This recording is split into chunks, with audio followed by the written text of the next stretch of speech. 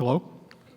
Thank you all for having me. Thank you all for being here. I'm Ivan. I'm a screenwriter. I was born, live, and will die in Novi Sad, Serbia. I studied in Berlin. I created 2 TV series for Serbian television. One is out, one is not yet out.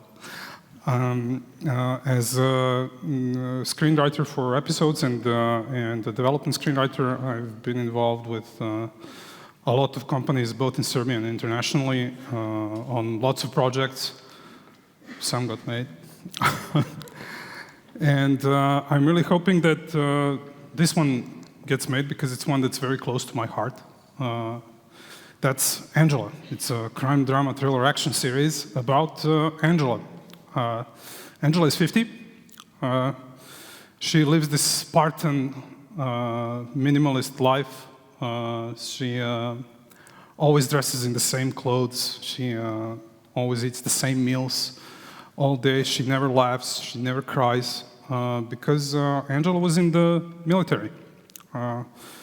She was part of a private military company. For 25 years, she's been traveling the world in war zones. She's been killing and torturing and people on orders of her superiors for close to 30 years now. And that's all she knows in life. Now she's been fired. So after all these years, she's suddenly left without anything she ever had, and the first thing she tries to do is reconnect with her son. And her son slams the door in her face. She was never there when he was growing up. She's not his mother. And just like that, she's left without anything. She's in a train station. She has no job. She has no purpose. She has no family. And for the first time in decades, Angela cries. And that attracts the attention of a small group of teenagers who thinks she's a perfect victim for a mugging. Not so much, because she's now former military, and she destroys them completely. Beats them up heavily, and beats them so heavily that she ends up in jail. And she's bailed out by a former colleague from the private military company. And he has a job offer for her. Seeing that she's down, that's one thing he can offer. And the only problem is it's halfway across the continent in Belgrade, Serbia. And her employer is a rich guy named Petar Vasic, who is, because Angela has seen it all, and so she correctly guesses that this guy is actually a criminal, but that's no problem for her because she's done way worse things than being security for a criminal. Except she's in charge of the children. And that wasn't part of the deal. She hates babysitting. She doesn't work well with children. She actually hates children. But given that she has nothing else to do, she gets to know the children. Katerina, 17, the rebel. The quiet one, Andre, 13, and the youngest, Marco, who is 10.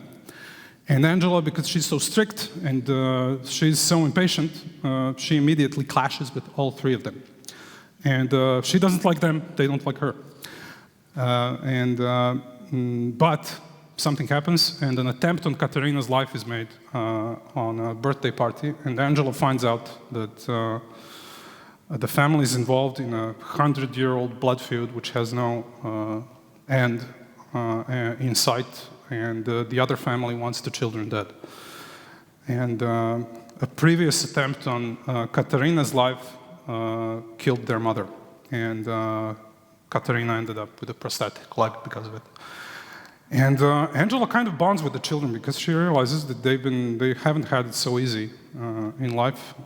She especially bonds with Andre, the middle child, who is kind of getting the cold treatment from his father, who doesn't really like the way he's coming off. And the youngest child, Marco, gets in trouble at school by bullying other children, and Angela is stuck trying to bail him out of that and somehow try to change his ways and teach him that violence is not the answer to everything, which is very hard for her because that's a lesson she's never learned herself.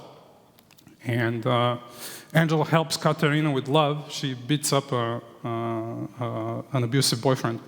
And in return, Katerina persuades Angela to try dating. And Angela tries.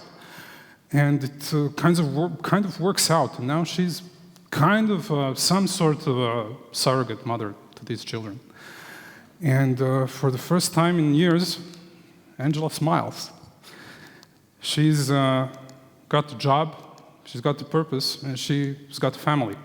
But she needs to protect that family because the other family still tries to kill the children.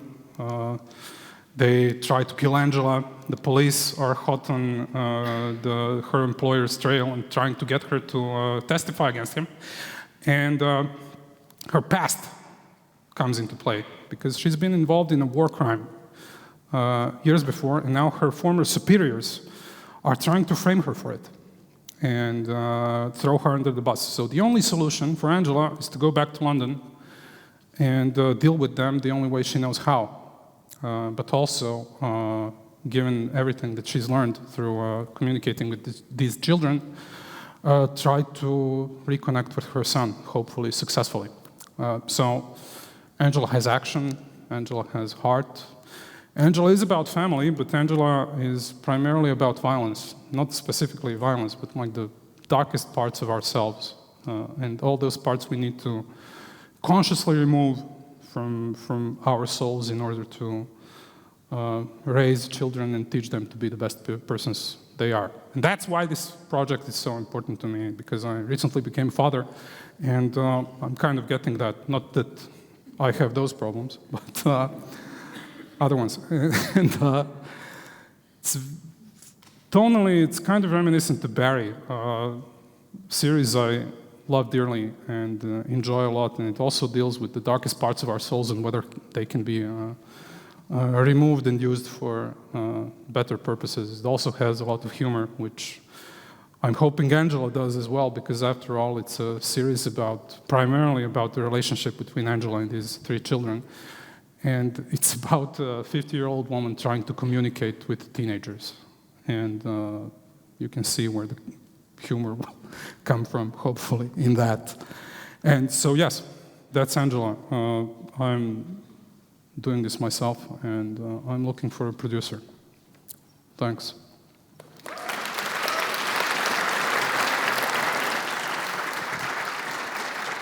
Okay, so now comes the easy part. You get 2 questions from the members of the jury, and 3 minutes to answer both of them. So, do we have questions for Ivan?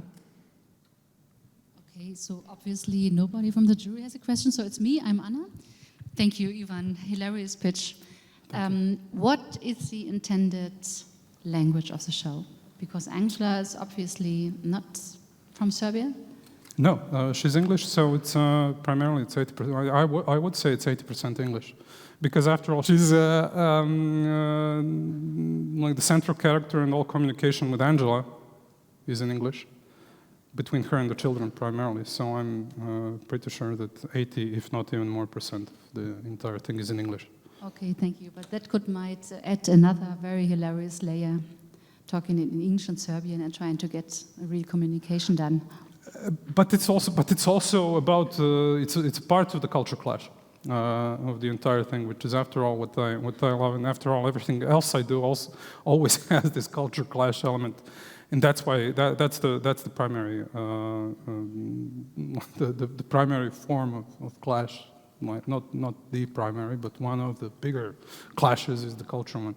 So language also adds a lot to it. But I would definitely, if given the opportunity, the children would speak perfect English, because after all, the children in Serbia usually do. Yes.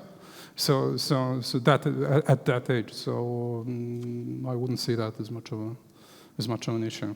Okay, no, thank you. And then you're looking, obviously, for a Serbian producer. Not really, no. Really depends. Anyone who who gets this. So it could be Serbian, why not, but international as well. Okay, thank you. Hello? Okay. Okay, regarding your answer just now and 80% of it being English and your characters being British, have you considered or considering to hire a British co-writer or get in a British consultant on board? Yes, I've through all of the successful and failed projects I mentioned, it was always teamwork. I've never worked outside of a team, and it would 120% be a writer's room, involving hopefully an international one, so involving people from outside. I honestly I don't even know how to work alone. Yes. I wish you luck and Thanks. congratulations.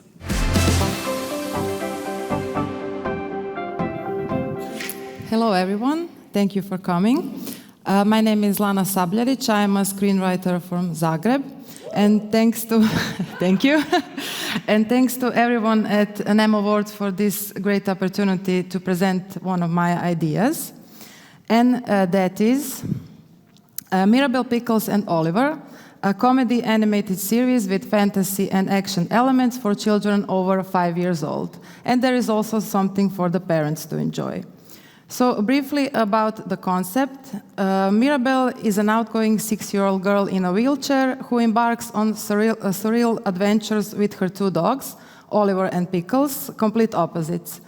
She is about to start 1st grade, so service dog Oliver arrives as a new addition to the family, stirring things up for spoiled Pickles, who thinks Oliver came to steal all of Mirabel's affection. The series is inspired by the special bond between humans and animals, especially between service dogs and their owners. The emphasis is on humorous dialogues, wacky situations, and silly interpersonal relations. So here are a few reference photos that best describe the characters, so it will be easier for you to imagine them animated. So Mirabel is a cheerful and well-hearted girl. She uses a wheelchair, however, that does not stop her from living her life to the fullest. She does have certain insecurities and fears, but she faces them daily with the help and support of her pets, family, and friends. Her vivid imagination leads her into many adventures. She is the only human who can talk to animals and all of the creatures they meet along the way. So Labrador Oliver enjoys helping Mirabel. He is intelligent, skillful, and everyone's friend. Because of extensive training from when he was a puppy, he grew up too fast and didn't have much time to play. So that is why he loves off-duty fun with Mirabel. So Oliver is showing us the 2 sides of service dogs, the professional side and the witty side. And he is especially fond of grumpy Pickles. And this is Pickles in his younger days when he was a champion at the dog shows. Because of his peculiar look, no one believes he has a pedigree, and that makes him very angry. He owns a huge selection of dog coats premiered in every episode. And over the years, he turned into a lazy and overweight lapdog who always finds reasons to be scared or annoyed. And Pickles is also a hypochondriac. So now he must step out of his golden cage to keep up with Oliver and stay close to his adored Mirabel.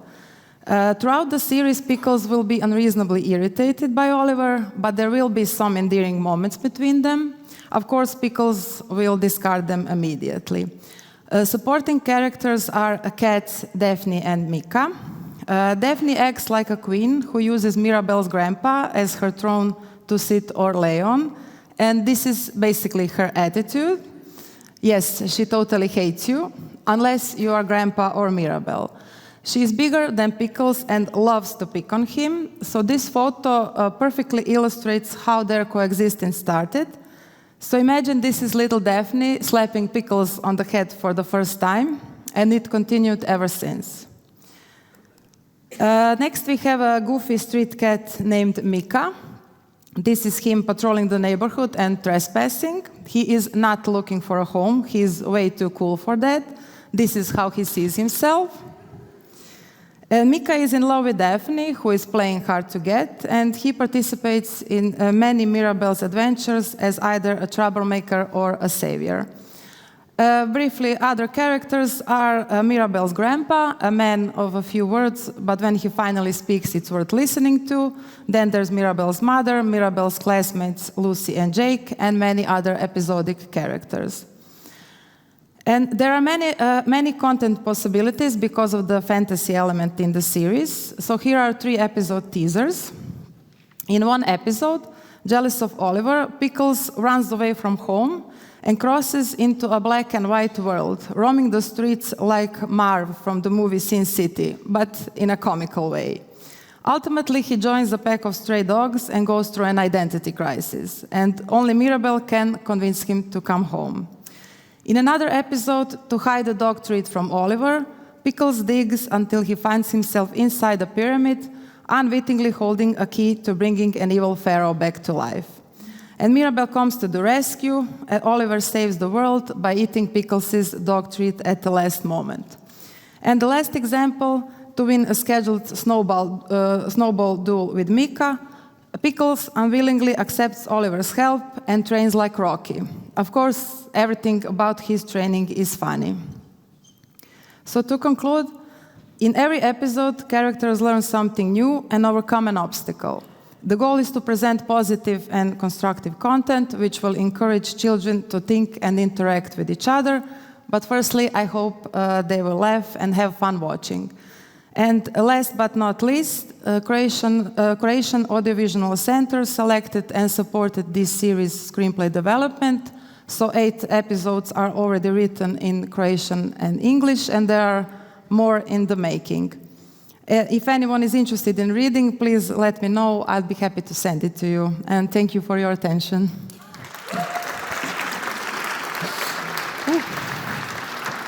Who doesn't love animals, dogs or cats or both? Okay. Okay, questions for Lana. Easy ones. Oh, there's one. Okay. I hope it's easy. I don't know. Louder. Don't Yes. be shy. Yes. Amazing pitch. Thank you very much. Congratulations. What I was curious about is, like a lot of animated series, especially the preschool ones, are being approached through the prism of 360 development approach. So I'm just curious if you envision, and what is this 360 strategy that you envision going from here on? Like, would you like to develop this series as a maybe shorter web series, maybe for TikTok or something like that? Maybe games, maybe books, educational books, apps, something like that? If you considered that at all, like, I would be curious to know. Yes, well, ideally, I would first find the producer, then a broadcaster, and maybe then a streamer, and of course, then it can go on the apps and TikTok. I honestly, at this point, my goal is to find a producer to go hopefully into development. So I would do that vision with him, or her. So at this point, I don't have the whole picture where I would like it to go. Of course, I would like a broadcaster or a streamer first, and then all the other things you mentioned. And possibly children books. That was one thing I was thinking about this story. Sorry. I would have another question with the story, because Mirabel, I get that she is disabled, but this is not topic, this is setting. And then, but there is no personal journey she is going throughout the whole season, right? It's all episoded. You have a case of the week or a case of the show, but she's not, there is no story arc for her as a character. She's not developing. No, I wasn't planning on going into detail about it, but if the series goes into development and it proves to be necessary, of course, it will be done. So at this point, the series starts when she is about to start first grade. So that's why Oliver arrives, and that is the plot. And he stirs things up for the other roommates in her house. Thank you.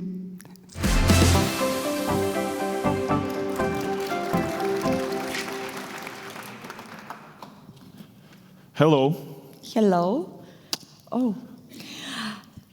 An ordinary couple in 88 Soviet Riga decides to get a sham divorce to outsmart the USSR real estate policies and to keep their apartment in the city center.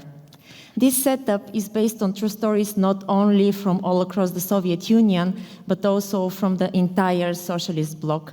And it inspired us because it offers the ultimate reversal of the fake marriage plot.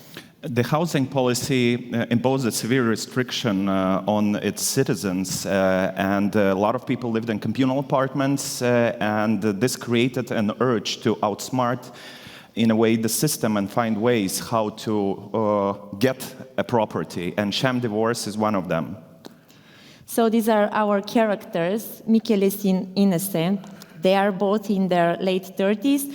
They live with their kids in the outskirts of Riga in a wooden, cramped apartment with outdoors toilets.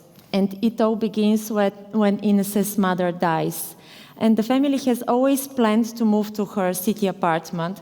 But now, after this tragic incident, they realize that the apartment will be taken and reallocated to other people. So Inese wants to fight for her childhood home, and she persuades her husband that they should get a sham divorce. He's reluctant at first, but then he agrees, and their plan is to live separately, but to meet secretly and have illegal sex. And they have to wait for 3 years until their daughter turns 15, who is 15, turns 18, to transfer the apartment to her. We're going to see a part of a scene, which is the last meeting of Ines and Michelis as a couple. As a legal couple. As a legal couple, yes. And they're talking in the deceased mother apartment. Mums ir jāizdomā iemesls. Ticams. Un abiem jāstāsta viens un tas pats. Bet, kad cilvēks šķiras, viņi saka dažādas lietas. Es iesaku teikt, ka mēs esam atsvešinājušies. Labi. Un ka tu vairs nepildi savus sievas pienākumus. Nopietni? Jā, tas ir diezgan izplatīts iemesls. Neradīs liekas jautājums. Kāpēc mēs nevaram teikt, ka tu nepildi savus pienākumus? Beidz, neviens tāpat to neuzzinās. Tieši tāpēc tam nav pilnīgi nekādas nozīmes. Tas es domāju, tās mēs. Jā, bet... Vienkārši... Vienkārši kas? Tas ir biežāk sastopams gadījums. Bet tā nav. Pat fizioloģiski tas tā nav, jo vīrieši var nespēt, sievietes nevar. Jā, bet... Tiesnesis ir vīrietis. Viņš sapratīs, ja problēma ir sievietē.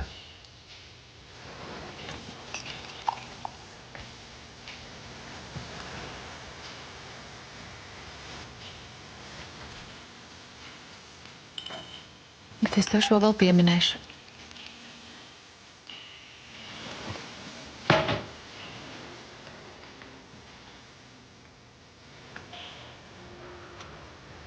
Es zinu.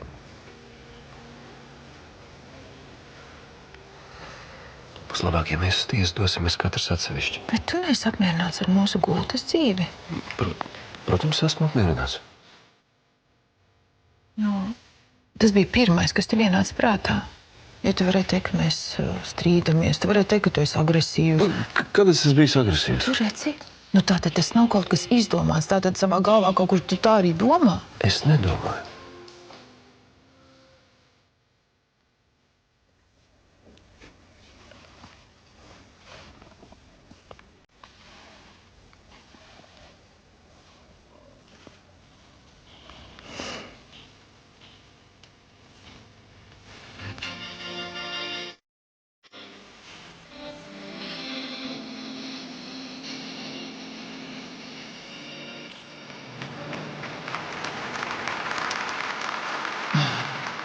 The plan is great, but they did not expect that they will be so much surveilled from the Housing Commission. Galina, our main antagonist, also wants this apartment and is determined to expose their sham marriage. She lives in a one room with her ailing mother. She cannot have a relationship, and she really wants that apartment hard.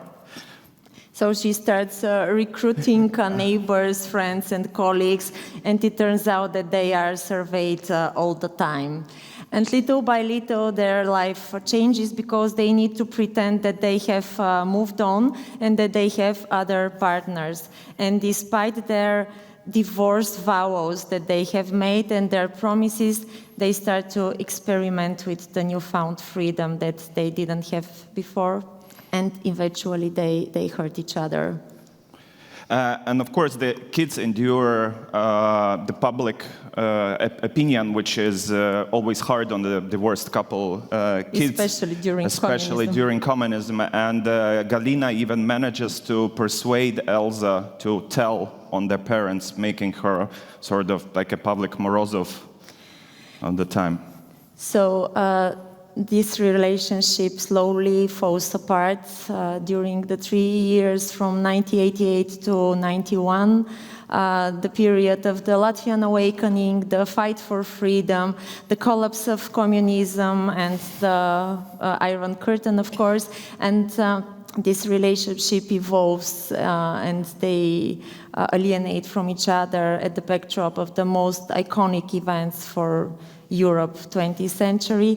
And the final note of this tragic comedy and the final scene is at the barricades in 91 in Riga. Yes, this is our second project together. The previous one was Soviet Jeans, and you heard, and we are eager to debunk the myth of sex during communism and to be appealing to the modern audiences with touching upon taboo subjects of interpersonal relationship. We always search for original ways of how to vary the classical dramaturgical and I think structure. And here we're going to go inspired by Bergman's Scenes of a Marriage or the new variation of HBO. We're going to have long interpersonal scenes combined and balancing them with fast-paced outcomes of what they have decided in between them, because this allows to dive deep into this interpersonal relationship, which is interesting for us as authors.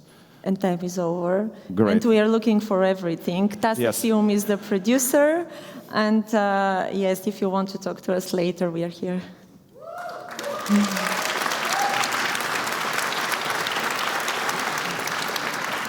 Before I hand you to the questions from the jury, is there a happy end, or can we know to the story? It is complicated. Oh God. So I know it's not a happy ending. When a man says it's complicated, you know it's not good. Okay, so let's go with the questions. To tell you the truth, my question is, it relates to the submitted materials rather than the pitch.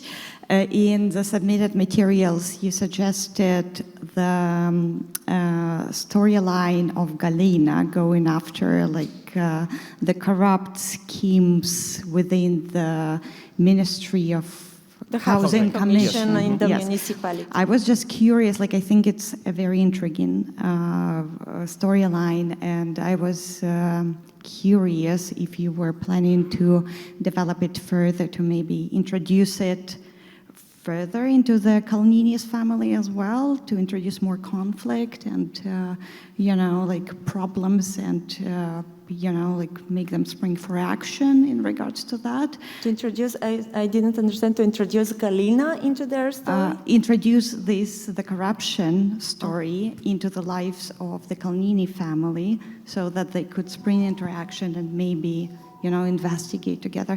It's just something I'm curious about. Because it is like a benchmark of the period, the late 80s, that corruption, especially in the Soviet Union, is everywhere. Still in the first episode, they acquired the divorce, the decision of the court about the divorce through corruption, because they want a faster decision in order to obtain to keep the apartment. So they bribe the judge, and it turns out that the judge is a colleague at the university where Michelis is a lecturer. So the rumor that he has a lover and that his wife cannot fulfill her obligations spreads really quickly, and this bribe is the reason that later Galina understands and has the opportunity to go back to court and to prove that this divorce is a sham. You can be assured that there's going to be a lot of corruption, because if you talk about like Soviet Union, it is the base of everything, meaning so... yeah. I'm Ukrainian, I expect nothing less. Okay. So, and one more question coming from me would be, are you planning to, in vein of the Soviet genes, to incorporate other languages? So that would be what, Russian, English, and Latvian? This would be Latvian and Russian, being precise to the time, as the Latvian language was quite heavily oppressed, and Russian was used a lot. In order to create realistic obstacles, you need to have people speaking Russian, not all the time, but this is going to be the base to questions. We have an expat, Latvian expat from America coming for an exhibition, a photographer. For sure he will use English in some scenes, but it's not kind of the base. The base two languages are going to be Latvian and Russian. It's because it is Ines's new love interest, and it's much more about the culture that he carries to the Soviet Union and all the new worlds that they don't know, but not the language. Congratulations, good luck to you, and here's to Anna. It's Anna, always doing some questions. Thank you very much. This was a hilarious pitch, very interesting topic, love it already. Just one question with the tonality. Because you said it's a comedy, it's a dark comedy, and obviously for me it's much more drama, to make it more white. So what we come from is that the system is so absurd that it pushes the characters to really strange and bizarre situations, as the one that we've seen in the episode.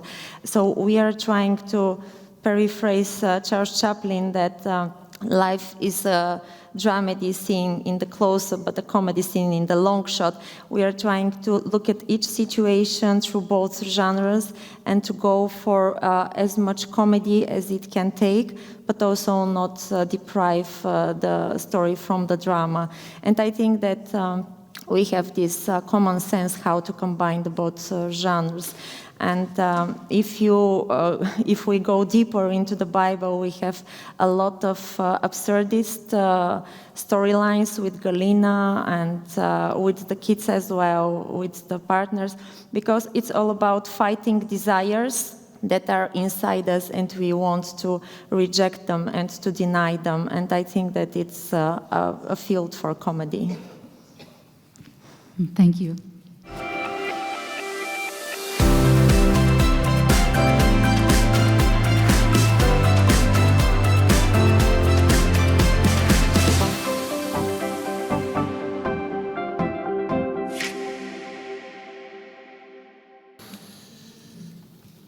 Hello everyone. I want you to imagine it's 6 o'clock in the afternoon, and the reality is you're probably coming back tired from work, you're eating your lunch, and of course holding your remote of your TV and switch channels to find some central news. As you're switching between channels, the following appears on your screen, and you're like, what is this? And then you see a flashy studio in golden tones, a charismatic host, 4 contestants ready on their positions, audience in the studio, and of course, as with any quiz, dramatic music in the background. And the host introduces the quiz. Welcome to Scratch Cards, your new daily afternoon guilty pleasure. This is a game show, a quiz show, with a new, unique concept.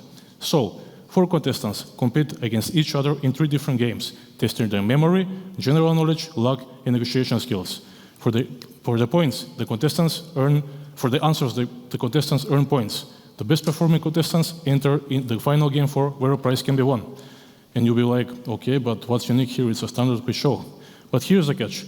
All 4 games have the same hook. Contestants don't know how many points they're getting for their answers in advance. How do they find out? They describe it playing with scratch cards with unique concept, with unique goal in each game. And you're like, okay, are they for real? Who would watch a show based on scratch cards? But at the same time, you're intrigued to see how this turned out. So game one already starts. Game one is called Lucky Numbers and has a dedicated scratch card with the same name. So this scratch card has two areas. One is scratchable area with 3-digit number, and one is a scratchable area with specific number of points. So the rules are pretty simple. Each of the 4 contestants get 10 scratch cards. There are 30 seconds to scratch off the 3-digit number and memorize it, and then 30 additional seconds to repeat the 3-digit numbers. And all of the 10 scratch cards have specific number of points varying from 100 to 1,000. And here is an example. Contestant 1 guesses right 6 out of the 10 6 out of the 10 3-digit numbers and gets those corresponding points from those scratch cards. From the rest, he doesn't get any points. At this point, you're like, should I continue this until the end? But the reality is you probably don't have anything to do at this part of the day. So we are already at game 2. This is called Quick Pick. And here is also a dedicated scratch card called Quick Pick. There are 20 scratch cards, each divided among the 4 contestants, so each of the contestants gets 5 scratch cards, and each scratch card is attached to a question from 1 to 20. For example, one contestant gets question number 2, he gets the question number 2, and there are 10 seconds to answer that question. And for a correct answer, they can only scratch off one of the points here. So they vary from 250, 500, and 1,000. So this is mostly a mix between knowledge and luck, how many points the contestants will get. So here is one example where the contestant 1 gets right 3 out of 5 questions, but on the other hand doesn't have the biggest luck in getting the most points. At this point, you're probably, okay, this has a potential, and you probably have some favorite contestants you are rooting for. Then we have the third game, the ultimate bid. There is a dedicated scratch card, the ultimate bid, where there are also 1 to 20 questions, and there is a scratchable area where each hides a specific number of points. So the rules are, there are also 20 scratch cards, each contestant gets 5 scratch cards, and each is attached to a question from 1 to 20. So, for example, contestant can scratch number 5, he gets the question number 5, and there is 10 seconds to answer the question. For the correct answer, the contestants will get the point only that height on that scratch card, which vary from 1,000 to 5,000, so they are pretty much increasing gradually. At this point, you're like, okay, but this is similar to game 2, I need more drama here, and here is the drama. If a wrong answer is given by one contestant, the other contestants can redeem the scratch card with placing a bid. They can do that only when they earn points so far in the games. So for example, let's say the contestant 1 gives their answer wrong, so contestant 2 can bid with their points, seeing that the highest points are still at stake, but also they're the lowest points, so it's a risk which can or cannot pay off. In this case, contestant 2 bids that scratch card by 1,500 points, but after answering right, they get only 1,000 points, which makes their points total lower. But it is what it is. Better luck next time. At this time, this part of the game, you're probably starting to text your friends, hey, check this new show on TV. And we come to game 4, with the final game called Jackpot. The final best performing contestant advances into the final game, where the points they got so far are transforming into monetary value, and there are a total of 4 scratch cards, each has a dedicated question, from 1 to 4, and all of them have specific outcome. So there are 4 outcomes. One scratch card multiplies the amount by 2, one divides by 2, one doesn't make any change, and one scratch card gives a grand prize. So here's how the game could look like. The contestant is asked all 4 questions at once, and they vary from least to most difficult, the least giving the lowest prize, and the hardest one giving the grand prize, but the contestant cannot know that beforehand. They can only speculate on the outcome. So they have a right to choose how many questions they will answer, 1, 2, 3, or 4, and he has 90 seconds to decide. As with any quiz show, there will be dramatic music in the background while doing that. And the biggest outcome is won if more questions are answered correctly. So let's say contestant 1 entered the final game. They think they know 2 of the questions right, and to increase the chances to get a bigger prize. And they answer the 2 questions correctly and can scratch off the scratch cards attached to those questions. In this case, question 2 and question 4. We can see that one of the scratch cards gives multiplying the amount and one other divides, but in this case, the contestant will get the biggest prize. So congratulations to contestant 1. And you're kind of satisfied after the episode ended, but you're probably thinking, okay, but how much this will last? Will the novelty wear off soon? But don't worry, producers will always have some new tricks up their sleeves for new games or maybe special editions. So thank you for your attention. My name is Darko Karamfilov, and I hope to see you in the next episode of Scratch Cards.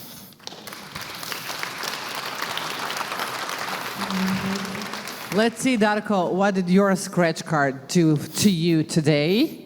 Let's hear the questions. Thank you. Very good. Couple of questions.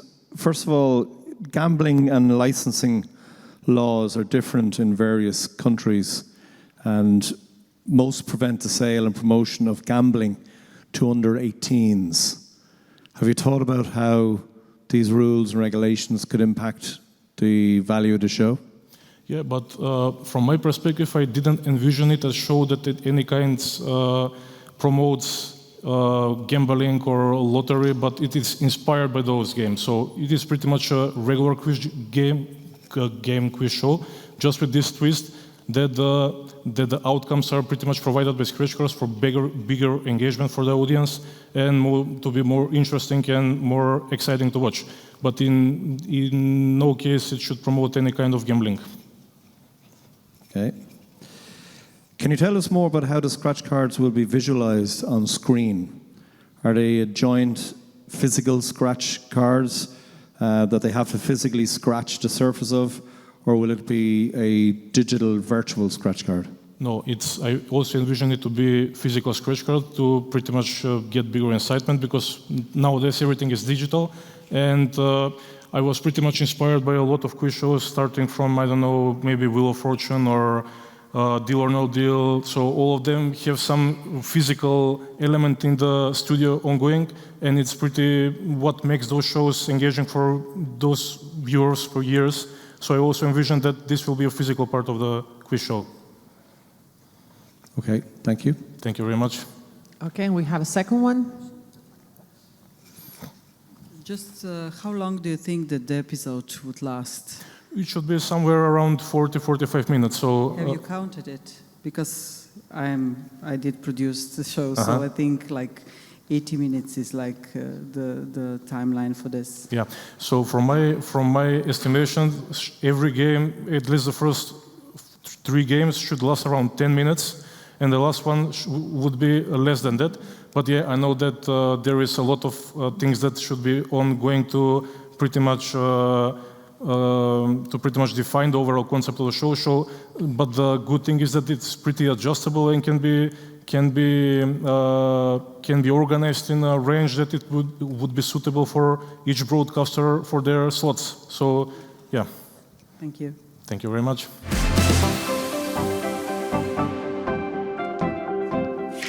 Hello everyone, my name is George, that's my name in Serbian, and in English it would be George, but I have to ask you, which version do you prefer? Okay, that's not really important for today, because I only started this pitch with the question because my category for today is game show, or to be more precise, studio-based quiz show. And quiz show, as we know, is really popular genre for international franchising, with examples like Who Wants to Be a Millionaire, The Floor, The Chase, and many others. And all of them have one thing in common, and that thing is answering some questions in general knowledge.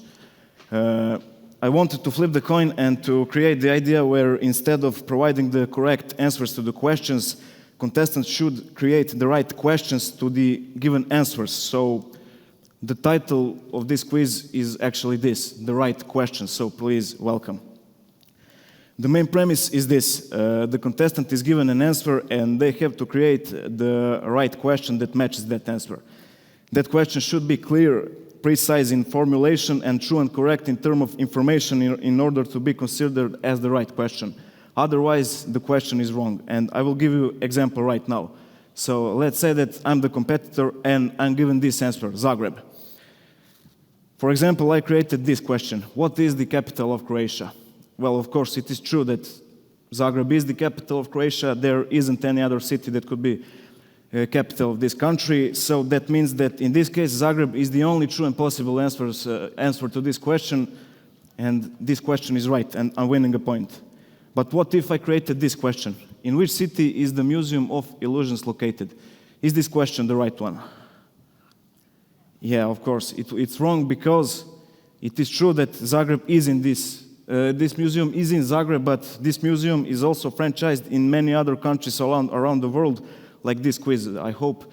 And that means that in this case, Zagreb is not the only true and possible answer to this question, and this question isn't entirely precise in matching the given answer. So this question is wrong, and I'm not winning a point. But what if I created this? In which city did the Museum of Illusions originated? Well, in this case, Zagreb is the only possible answer, so this question is right. And as we could see, one given answer could have many other right questions created. It's important for them just to be the right ones. And how do we know is question right or not?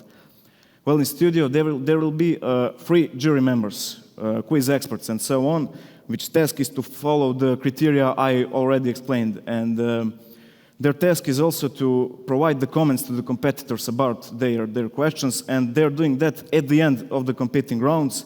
They won't interrupt the gameplay itself. And the jury members will have a certain character or archetype. So the first one is the perfectionist, who is always calm, elegant, and really detailed in explanation whether the question is right or not. Then the other one is the entertainer, who is humorous in almost each situation, and especially in providing feedback to the competitors and their questions. And the critic is the harshest one to the competitors, and maybe the most unpredictable one between those 3. And besides the jury members, a really important part of casting is the host, which task is to provide the diverting atmosphere in studio and to ask the questions, or in this case, the answers to the competitors, and so on. And competitors themselves are a really important part, because I really open this quiz to be open to anyone. So given answers shouldn't be as much difficult, so anyone could participate and make their own right questions. Because of that, the overall atmosphere in studio would be relaxed and diverting, and the tone is lighthearted. Speaking about involvement of television audience during the watch of this quiz, they could participate along with the competitors in creating their questions, but they could also participate along with the judges, with jury members, in deciding whether the question is right or not. So this quiz is a single competition and will have standalone episodes. Duration of each episode is 1 hour, and the number of them per season is really adjustable to the needs of the broadcaster itself. Each episode will have 5 competitors and 5 competing rounds. And the first one is quick-fire answers, where contestants are given several minutes to create as much right questions to the different given answers, and the one contestant with the least points or with the least right questions created is eliminated. And 4 remaining competitors in the second round are then choosing the certain category with several given answers within that chosen field, and again, the one with the least right questions is eliminated. And in the third round, the host is reading an answer, and competitors should be really quick in pressing the button, but should be also careful because of risk of winning negative points if they don't provide the right question. So 2 fastest competitors in this round are progressing to the final round, the final showdown. In this round, the first competitor is given an answer, but their opponent can't hear which answer is that. Then first competitor is creating the question, which is then posed to their opponent. So that means that in this round, besides the rightness, it's really important for questions to be difficult enough so the competitor and the second competitor and the opponent couldn't know the answer. The winner of this final showdown is crowned as the winner of the episode and wins money prize, which is also their guaranteed sum. And the winner is progressing to the bonus round, where they are given 1 answer and 10 seconds to think how much right questions they could create for that one given golden answer. Each right question is increasing the guaranteed sum, and we as television audience are cheering for the competitor to win as much money as possible in this dramatic finale. So as we could see, throughout these rounds, different abilities are tested, but the main rule for the whole gameplay is the same, and that rule is questioning the answers. So that rule could be also used to create the mobile app And I think it's even more suitable to create a board game with this concept for 2+ players. And I think also that many segments from the episode could become popular, super shareable material on social media. And at the end, I will give you 2 possible answers. You have to choose one of them. I hope you can see it. But there is, of course, one right question that connects this to give an answer. So have you choose? Well, do you know which question is that? Yeah, you're right. Did you like this pitch? Thank you. This was the right question. Well, George, or Georgia, because she gave us the right answer, what is her award? A scratch card from Darko. Smart guy. Okay, so do we have any questions for Georgia? I'll call you George. Hello, nice to meet you. Well done, thank you. Thank you. A lot of our questions come from the need to make these shows get to screen and find a market. There are strict rules and quizzes regarding how questions are phrased, as they must only be one definite answer to that contestants cannot challenge the final decision or take a legal claim. With this format, there could be multiple questions to fit the answer. For example, a picture of Novak Djokovic, the correct question, who is the current Olympic champion in tennis? But there are multiple other questions that are equally valid. For example, the winner of Wimbledon and US Open in 2018. How will you manage this? If I understood your question, there could be many possible right questions to the one given answer. If that was the question, sorry. Yeah, there are a potential for a lot of right questions for one given answer. It's important for them to match the criteria that is given by the rules. It just means that you're going to have your arbiters in studio correcting the answers? The judges in studio? Yeah, they are in studio also, yeah. They will have their separate, don't know how to say, but the part of scenography where they are sitting and they are following the criteria. And also, it's important to note that some of their decisions could be changed after some consulting, and in that case, the points will be recalculated for the competitors. They will have one consultant off screen that will check the rightness of the questions and will tell them. And they could change their decision if after consultation they think the question is right and they said if the question is wrong or vice versa. Okay. How does the jury decide if the question is correct or not, as it's very open to interpretation? Yeah, but they will have criteria. So that means that each question should be true and correct in given information, and it should be precise in formulation. So I think that criteria is really strong. It could be also, it has potential to happen that they will have discussions about some answers and questions if competitors are not precise enough, but I think in terms of information, I think there is a really strong criteria for them. And they are following that with addition of charming comments to the created questions by competitors. Thank you. Anyone else? Anyone else? No.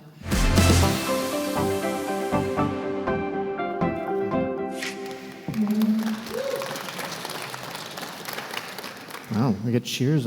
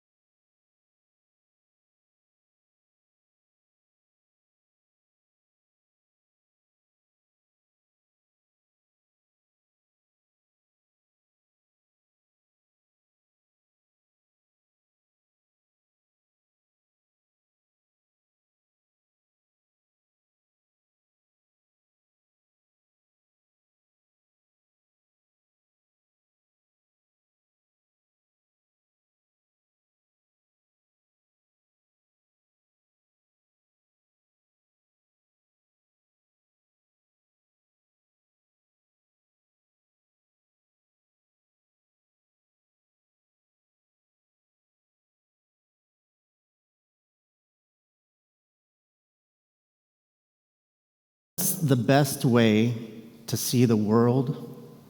It's by eating your way through New York. Around the World in New York is an entertainment documentary series where two hosts, a professional chef and a YouTuber, explore the diverse cultures of New York. And they do it by visiting households from different nationalities, experiencing their traditions and stories through the food they share, with the goal of knowing every nationality in the world living in New York. Our aim is to meet every nationality living in New York through their cuisine and through their culture. Each hour-long episode visits people from a country in the world and explores their culture through food. The show structure is straightforward. First, we set the stage. Each episode begins by introducing the featured country with a mix of shots of New York and B-roll footage from the country itself. Then we meet the community and the culture. The hosts dive into the immigrant community by attending cultural events, visiting markets, and connecting with people who've brought their heritage to New York. They hear personal stories about these communities and adapt their culture to New York through the cooking process. We taste authentic flavors. The hosts will visit local restaurants specializing in the featured food of that episode. We meet the chefs, we learn their stories, and we participate in their process. Community Cooking Center is the fourth part of the show, where we learn the recipes. The chefs visit a community center or a home cook, and they learn how to prepare a traditional dish. And then comes the competition. The episode builds to a cook-off where two hosts and a guest home chef recreate the country's dish of choice in a set amount of time. And then, of course, since there's a competition, we must have a judgment. We offer guest judges to come in, local immigrants, dignitaries, notable figures, people like consuls or cultural representatives of that country or other famous people. The judges evaluate the dishes based on taste and creativity and how well they adhere to the traditional recipe. And then finally, we reflect on the lessons learned of that episode. And at the end of each episode, the hosts reflect on what they've learned, the country's cuisine, their culture, and the people they've met. You know, Errol Morris, citing a recent project called Immigration, the key topic of our time. So when we ask the question, why New York City, let's look at a few of the reasons. Few cities in the world rival New York in terms of diversity of language, culture, and food. With over 200 languages and 190 nations represented, indeed, about half of New York's households speak a language other than English. The show draws attention to the unseen communities of New York. We visit boroughs of Queens, neighborhoods of Jackson Heights and Flushing. These are the hubs of immigrant populations in New York City. Many people don't realize that 37% of New York's population, 45% of their workers, and 52% of their small businesses are immigrants. In times of division, this is an opportunity to bring them together through compassion and through understanding. With the United Nations in New York City, we will have easy access to political, cultural, and media opportunities. I think it's fair to say that never before has a series captured the zeitgeist of the globe so completely. So let's summarize. Breathtaking B-roll from the episode's featured country, food from real immigrants from that country, two chefs, the chemistry of a classically trained Michelin-starred chef, and a social media influencer known for creating great recipes for viewers on YouTube and other social media. And because no show set in America is complete without a little bit of competition, each show forces the chefs to face off in a battle royale to see who cooks the featured country's cuisine better. So that's around the world in New York. I'd love to chat with you all individually about this project and our other projects in scripted and unscripted TV and film. We've got fantastic stories to tell you, and we've got 6 in development. So we want you all on board. I'm here to ask for development funding, production funding, co-production, and distribution. I'm Sean Patterson, a Prague-based producer, and together with my directing partner, Vaško Viana, we are Sizzle Reel, a production company that makes compelling scripted and unscripted entertainment. Email me or write me on iMessage or WhatsApp, and let's find a time to meet before we depart. Also, please scan our QR code and learn more about our work. Thank you. Now, Sean, not only am I hungry right now, I want to go to New York City, and I'm hungry, so thank you for that. If I cannot help you with the I cannot help you with the financing stuff, but if you need someone to taste the food that you'll be cooking, if you want to buy me a plane ticket to New York, we'll go together. Great. In development. Okay, so do we have questions for Sean? I know we do. Okay. Please. Thank you, Sean. How did I know you were going to ask me a question? The premise of the show is great, but if I'm a foodie, there's nothing in the title to persuade me to click on this show in an EPG. Do you have other title ideas? No, I like the title. I think so I'm going to say no right now. But look, the premise of the show, the food is the secondary thing. The point of this show is to show that we are more than just a city. We're more than just one country. It's not Croatia versus America. It's not Croatia versus Macedonia. We are in one global community. So I have to emphasize that the show isn't about food. The food is the secondary or even tertiary theme. The key point is that we have one thing in common, and that is our stomachs. So I appreciate your question. It's just, I think we'll keep it as it is for now. It's a question. The show bills itself as a docu-series. It's an entertainment documentary, yeah. Which achieves, through the proposed vision, the cook-off jars with the docu-series. As is the stage setup, does the creator explore alternative endings that fit with the docu-series style? So any other thoughts on potential other way of finishing an episode? Other than the lessons learned? Or the competition, the cook-off? Well, yeah, I mean, this is an ongoing debate, but I like it better with the competition because I'm American and we like to beat each other over the head with a frying pan. I don't think we'll get rid of that, at least that's my vote, but I'm only one of 2 people in the company, so we'll see. But I think it works. I think it works really well because a little healthy competition is what drives people to watch again and again, and it's very bingeable, especially in an online format. So we think about marketing, certainly, to some degree in every project, and I think that the competition is one of those things that's going to drive clicks, even indirectly.